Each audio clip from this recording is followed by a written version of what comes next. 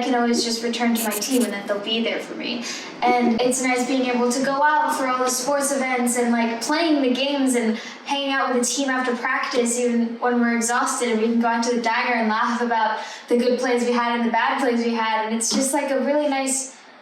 environment where we can just talk about the one thing that we all love together and not talk about anything else. Okay, I was at practice the other day, and I guess I wasn't paying attention because when I turned around, Starcy was making a pass to me, and I just missed it. I missed the ball, and I was trying to like run after it, but it was getting away too fast, and I kind of looked, I guess, a little bit weird because I was like running really low to the ground trying to like grab the ball, and then when I finally got it and I got back up, they were all kind of like snickering at me, and I don't know, I just felt really weird because like I wanted to laugh too, but there was something kind of different about the way that they were laughing at me. It was like they were like, I don't want to say that they were making fun of me, but a part of it did kind of